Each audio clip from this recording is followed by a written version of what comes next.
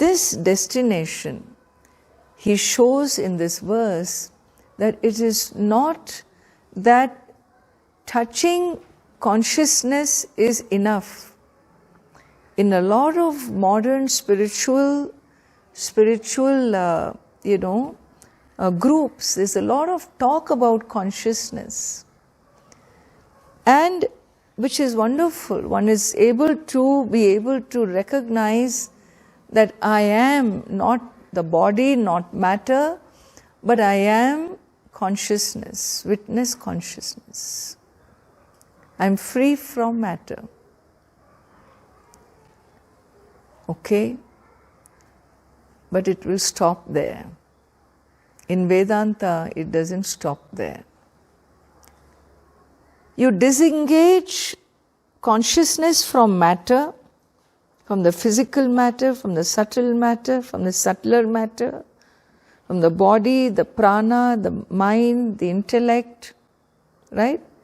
And you say, okay, separated, disengaging. This is the journey, the travel.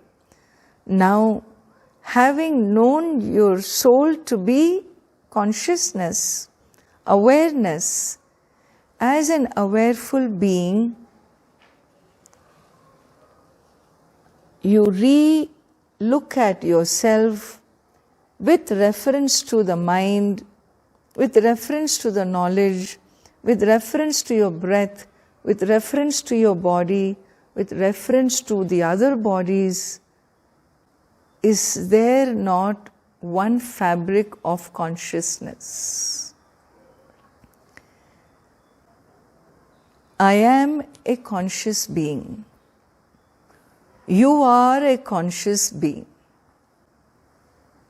Are we two or are we one? As I said, the subject is one. The subject is one. This conscious being is one in whom the entire world of objects or all cognition falls into. It is the most pervasive that can be. I am the most pervasive. Oh, Ammaji, I thought I am in the body. Are you saying I am outside the body too? Pervasive? You are not outside the body is in you. The body is in you. Look, when you objectify, if you want to objectify something, what do you say? This is seen, right? The clock is seen. I am the seer. Can the clock say, I am the seer, you are the seen? No, because it's inert. That which is inert is always the seen. That which is conscious is ever the seer. And so within the field of consciousness, the object falls, isn't it? You can always measure distance between objects. Can you measure distance between consciousness? What is the distance between I consciousness and you consciousness? Ammaji, I think we are about 10 feet apart.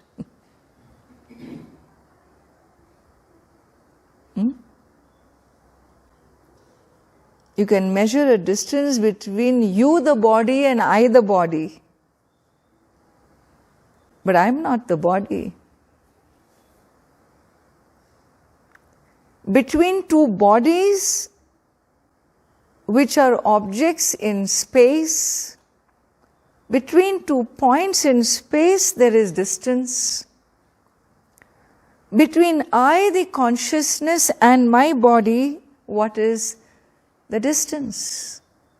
Measure the distance between I, consciousness, and my body.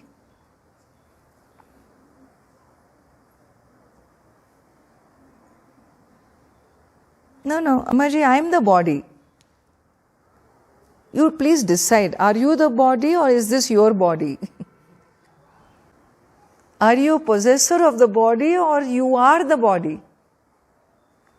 When you say I am consciousness, then what is the distance between consciousness and this body? No distance. What is the distance between I, the consciousness, and your body? No distance. Just as this body falls within I, the consciousness, that body falls within I, the consciousness. The body of that tree falls within I, the consciousness. Between I, the consciousness, and anything perceived, anything cognized, there is no distance. Why? Because consciousness is not an object that is sitting at a point in space for you to measure from this point to the other.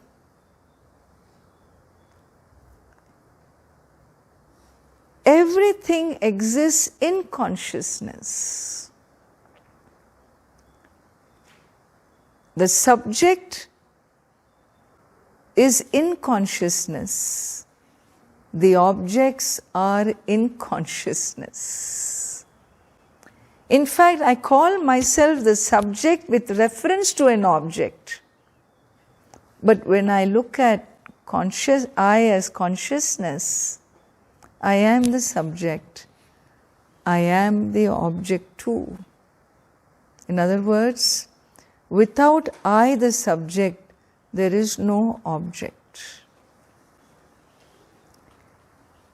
It is the observer that can talk about the observed.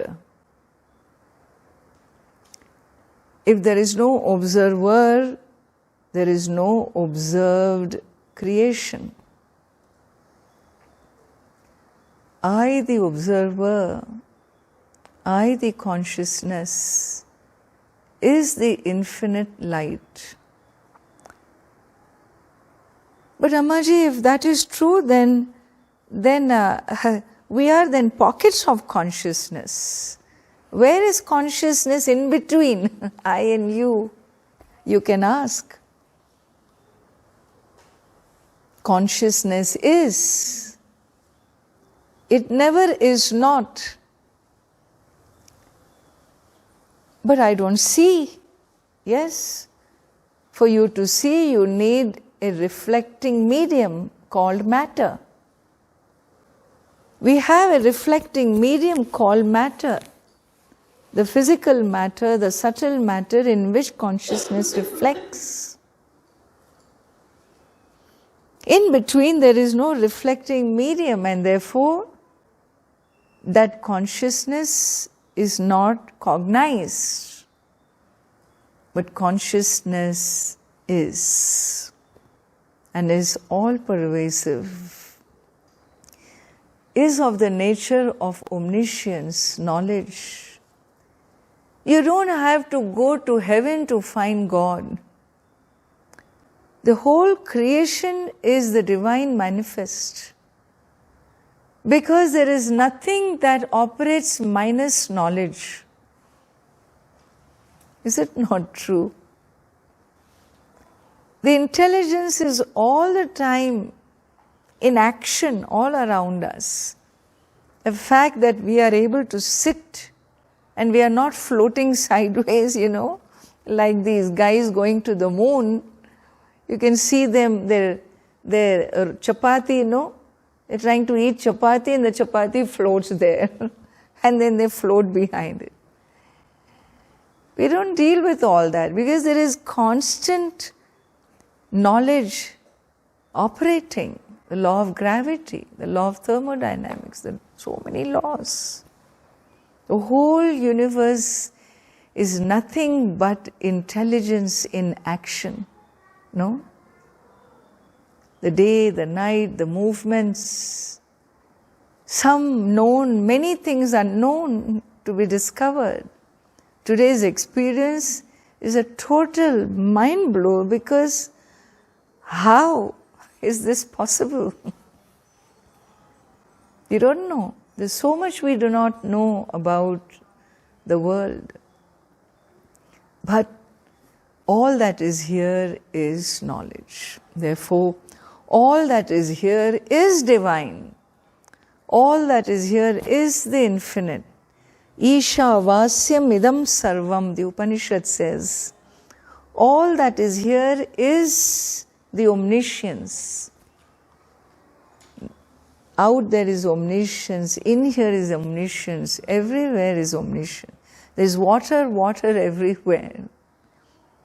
Sometimes it appears as a big wave, a small wave. Sometimes it appears as foam with foam, you know. Sometimes it appears smiling ocean. When the waves come and all these white things stick there and comes back. Sometimes it's smiling, sometimes it's rugged. It's all the play of creation in its own intelligence. We acknowledge, we revere. We revere. The only way to live in the world is revere the sacred, because its intelligence is awesome.